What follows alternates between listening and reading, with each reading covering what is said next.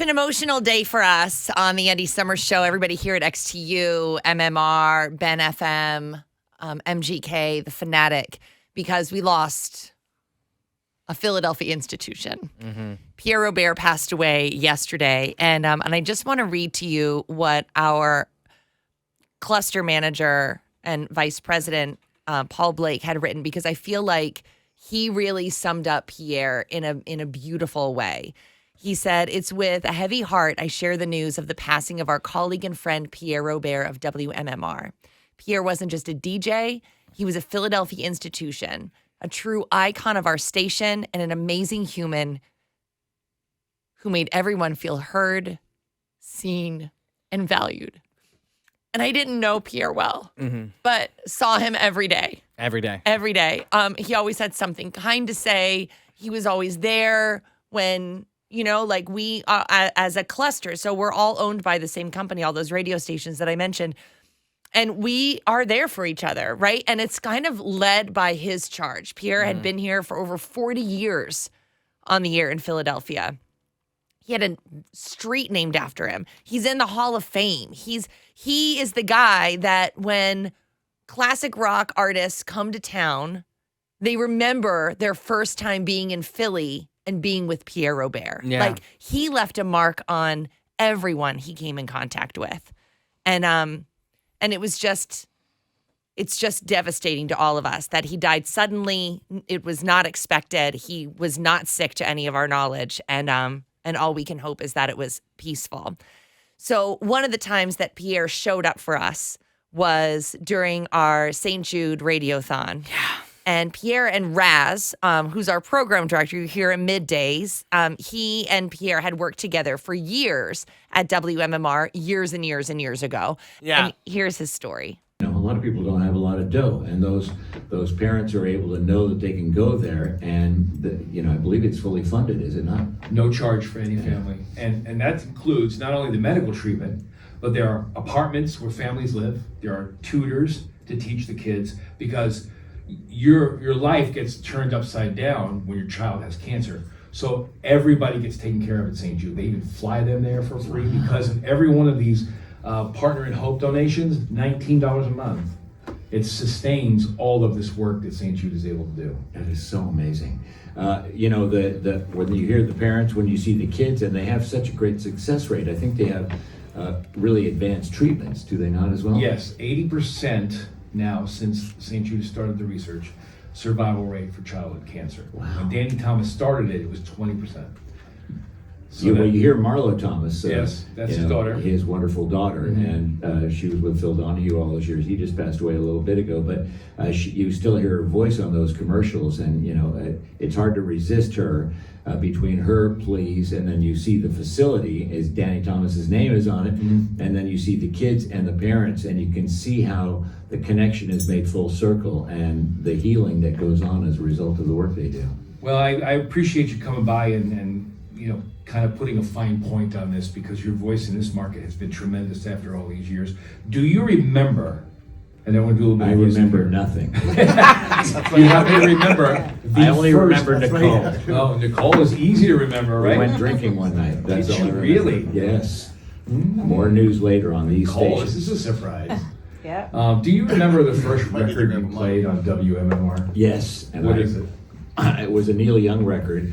We were on Rittenhouse Square, 19th and Walnut. I was doing the overnight show. That was my first show. I was working in the music library, making extraordinary money, $3.50 an hour. And they said, "You want to do an overnight show? We need someone." I said, "Yes, please." And I did it, and I said, "I'm going to start with a Neil Young song."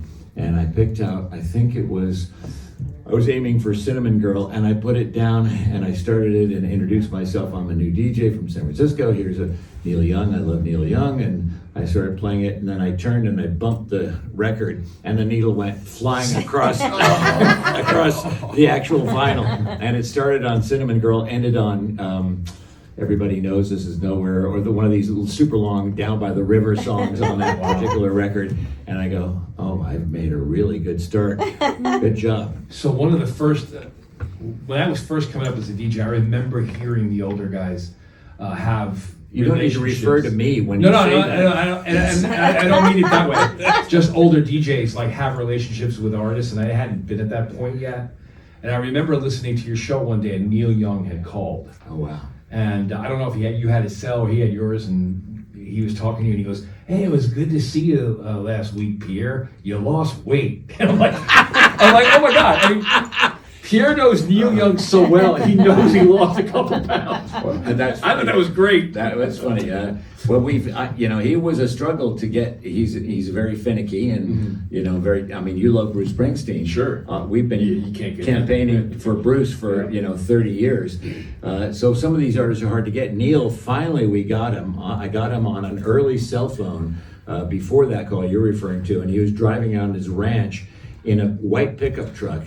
And his dog Elvis was in the back, and he goes, "Elvis, talk to the people of Philadelphia." And he goes, "Oh!" And I thought it was the dog. It was actually Neil making the noise. And I remembered having seen Crosby, Stills, Nash and Young a month or two earlier, and Neil drove himself to the gig in Santa Barbara. And I said, "Doesn't your truck have a railroad sound effect?" He loves railroads. And he goes, "Yeah, do you want me to play that for you?" And I go, "Yes, please." And he hits this thing, and instead of a horn, it goes, it was a railroad sound effect. And he owned Lionel for a while, I remember that. He did. And veering off our topic. No, that's okay. You started it. Well, no, listen, you know that the people that listen to radio in this market, in this whole Philadelphia area, love every one of our radio stations.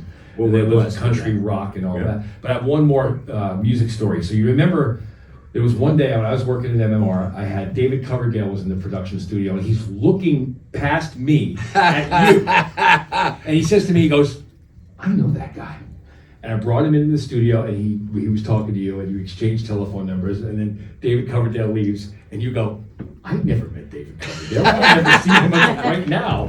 But see, I don't even know him. I look like a combination of Charles Manson or some homeless man that people have stepped over in any gutter. So I look like any rock fan. And some occasionally have come up, and Ryan will testify to this, and said, "Dude, you look like Lemmy." And I go, Lemmy, for those who may not know, He's harder looking. was man. quite a colorful character. Yes. In what band, Ryan? That would be Motorhead. That's right. Motorhead. And Lemmy, his face was covered in boils. Yes, and I'm it going, was. "Dear God in heaven, of all the things you could compare me to, Frank Zappa, okay, I'll go with Frank Zappa, but must you compare me with Lemmy from Motorhead and the boils and the cigarette hanging from his mouth?" Anyway, so He drank a bottle of Jack Daniels a day. yes, he did. How many country artists have done that over the years? Hank Jr. maybe. Toby Keith. Toby. Yeah. Toby was a big. He was a big Jack Daniels drinker. All right. Yeah. I don't know anybody else. Blake?